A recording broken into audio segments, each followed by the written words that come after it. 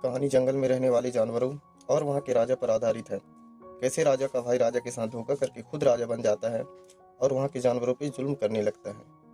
कहानी की शुरुआत में हमें जंगल दिखाया जाता है जहाँ पे सभी जंगली जानवर रहते हैं और आज सभी जानवर राजा की सभा में जा रहे होते हैं। जंगल का राजा एक शेर है जिसका नाम मुफासा है। आज मुफासा बहुत खुश था क्योंकि आज उसका बेटा पैदा हुआ है और फिर वहाँ पे एक जंगल का सबसे बुजुर्ग बंदर मुफासा के बेटे के पास आता है और उसे अपने कंधे पे उठाकर सभी जंगली जानवरों को दिखाता है। सभी जंगली जानवर अपने नए राजकुमार सिम्बा को देखकर खुशी से झूमने लगते हैं क्योंकि यह उनका अगला राजा बनने वाला होता है। तभी अगले सीन में हमें एक और शेर को दिखाया जाता है जो कोई और नहीं राजा का भाई स्कार होता है। स्कार एक घमंडी शेर होता है जो खुद राजा बनना चाहता था, लेकिन मुफासा का बेटा पैदा होने पर अब अगला राजा सिम्बा बनेगा इस बात से मुफासा और सिम्बा से नफरत करता है और उसका चहीता होने का हमेशा दिखावा करते रहता है। और कल की सभा में स्कार नहीं गया था। इसी बात को लेकर मुफासा उससे मिलने आया था और पूछता है कि तुम कल की सभा में क्यों नहीं आए थे। तो स्कार गुस्से में उसे इधर उधर की बातें करने लगता है और गुस्से में वहाँ से चला जाता है।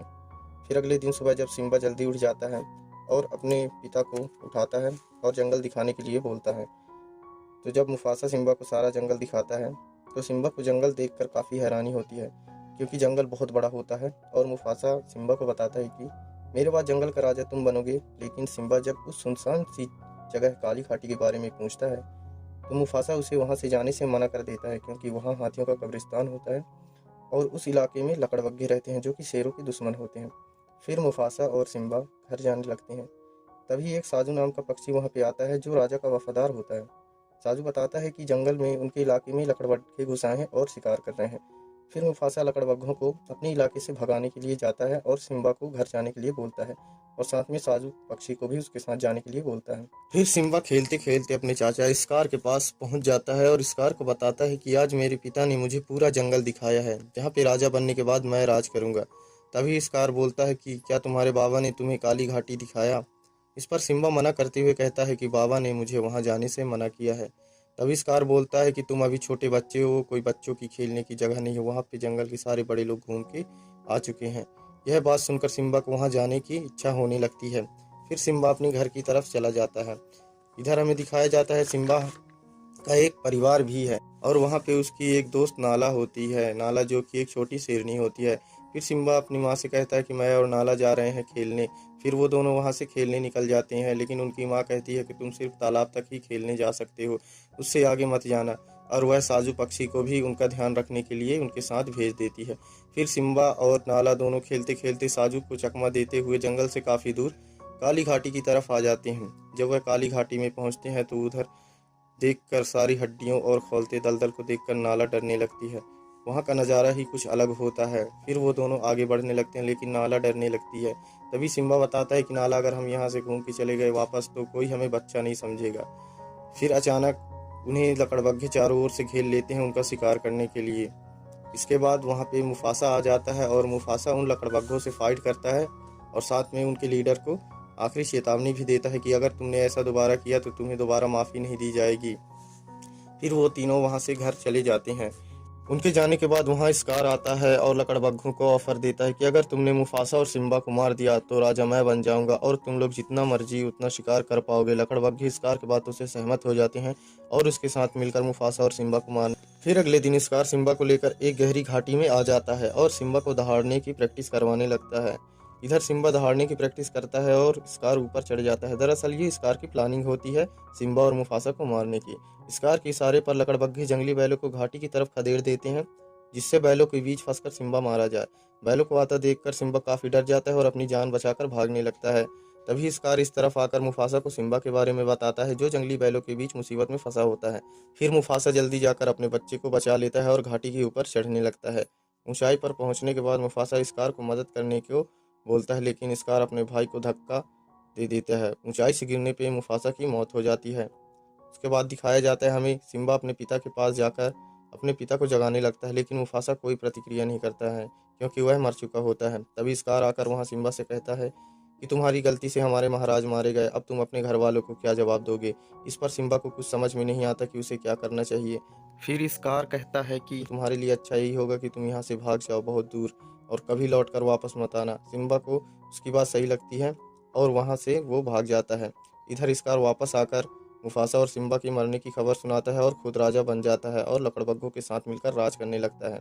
अब हमें अगले सीन में दिखाया जाता है कि सिम्बा अपने जंगल से घर से बहुत दूर आ चुका है और काफ़ी दूर चलने के बाद काफ़ी ज़्यादा थक जाता है और वहाँ पे बेहोश हो जाता है।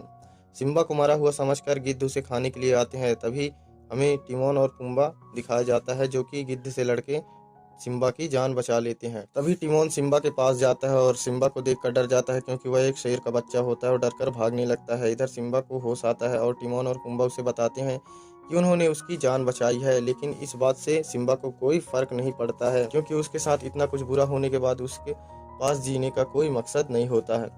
फिर टिमोन और पुम्बा सिम्बा को अपनी टीम में रख लेते हैं और अपने साथ अपने घर ले जाते हैं।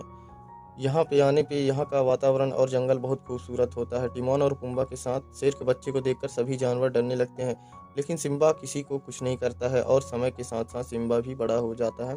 सभी जानवरों के साथ खूब मस्ती करते रहता है। फिर स्कार और लकड़बग्घे मिलकर पूरा जंगल बर्बाद कर देते हैं। जंगल एकदम बंजर दिखने लगता है। अब नाला भी बड़ी हो गई होती है और सिम्बा की माँ सराबी को जंगल बर्बाद होने से बचाने को बोलती है, लेकिन वो कुछ नहीं कर सकती हैं क्योंकि स्कार यहाँ का राजा बन चुका होता है और सब स्कार की मर्जी से होता है। लेकिन नाला यहीं नहीं रुकती और रात को चुपके से वहाँ से निकल जाती है मदद लाने के लिए।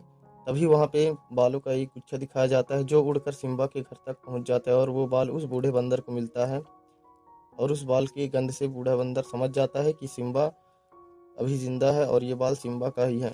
इधर टिमोन और पुम्बा सारे जानवर मौज मस्ती से रहते हैं। तभी अचानक एक शेरनी का हमला होता है और वह शेरनी पुम्बा के पीछे हाथ धोकर पड़ जाती है। तभी सिम्बा आकर पुम्बा की जान बचा लेता है। फिर सिम्बा और शेरनी में खूब फाइटिंग होती है, लेकिन वो दोनों एक दूसरे की गंध से पहचान लेते हैं कि वो दोनों बचपन के दोस्त हैं, नाला और सिम्बा। फिर नाला उसे घर जाने को बोलती है और सारी बात बताती है कि वहाँ पे स्कार ने कैसे तबाही मचाई है और उनको बहुत ज़रूरत है उनकी राजा सिम्बा की। लेकिन सिम्बा अपनी पुरानी ज़िंदगी भूल कर यहाँ आराम से रहता है और नाला के साथ जाने से मना कर देता है, लेकिन सिम्बा नाला को पसंद करने लग जाता है। फिर नाला वहाँ से चली जाती है। इधर सिम्बा उदास होकर जंगल में घूमता है। तभी उसे एक बूढ़ा बंदर मिलता है जो कहता है कि मैं तुम्हारे पिता से तुम्हें मिलवा सकता हूँ। सिम्बा काफ़ी एक्साइटेड हो जाता है ये सुनकर और उस बंदर के पीछे पीछे जाने लगता है। फिर वो बंदर उसे नदी तक लेकर आ जाता है और वो बंदर कहता है कि यहाँ पे आओ और नदी में देखो। सिम्बा पास जाकर नदी में देखता है तो सिम्बा को नदी में अपने पिता के रिफ्लेक्शन दिखाई देता है। तभी आसमान से आवाज़ आती है, सिम्बा तुम एक राजा हो और मेरे लिए गर्व की बात है कि तुम मेरे बेटे हो। सिम्बा याद रखना, मैं हमेशा तुम्हारे साथ हूँ। और ये आवाज़ सिम्बा के पिता मुफासा की होती है। इतना सुनकर सिम्बा काफ़ी एक्साइटेड हो जाता है, मोटिवेट हो जाता है और वो तुरंत ही अपने घर जाता है अपने परिवार और जंगल को बचाने। जैसे ही वो अपने घर पहुंचता है वो जंगल को देखकर काफ़ी दुखी हो जाता है क्योंकि जंगल किसी समय में बहुत खूबसूरत हुआ करती थी, अब वो सिर्फ एक नर्क के समान बन चुका होता है। इधर स्कार शराबी को अपनी रानी बनने के लिए बोलता है, लेकिन शराबी मना कर देती है। फिर स्कार ज़बरदस्ती करने लगता है। तभी वहाँ सिम्बा आ जाता है और स्कार को अपनी माँ से दूर होने की चेतावनी देता है। फिर स्कार और सिम्बा के बीच में काफ़ी बहस होने लगती है। सिम्बा अचानक पहाड़ी के किनारे पे आके लटक जाता है। तभी आसमान से बिजली गिरती है जिससे सूखे जंगल में आग लग जाती है और स्कार सिम्बा को लटका हुआ देखकर बोलता है कि ये नज़ारा पहले कहीं देखा हुआ लगता है। स्कार बोलता है कि ठीक इसी तरह बरसों पहले मुफासा मुझसे मदद की भीख मांग रहा था और मैंने उसे धक्का देकर मार दिया था। इतना सुनकर सिम्बा गुस्से में आ जाता है और स्कार की गर्दन पकड़कर ऊपर चढ़ जाता है। सिम्बा जवान और ताकतवर होता है और ज़बरदस्त फाइट करने लगता है।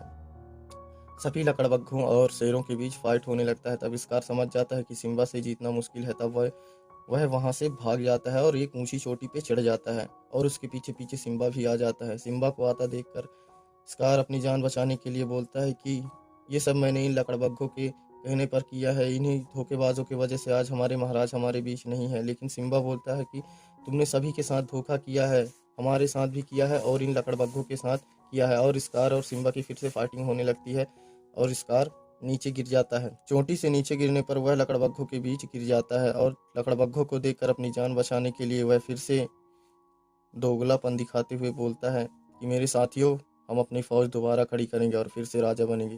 तभी लकड़बग्घों की लीडर स्कार को बोलती है कि हम तो तुम्हारे लिए बेगैरत है ना, हमारे कहने पे तुमने मुफासा को मारा है। दरअसल लकड़बग्घे समझ गए होते हैं कि स्कार बहुत बड़ा धोखेबाज है और वो अपने फायदे के लिए किसी को भी धोखा दे सकता है।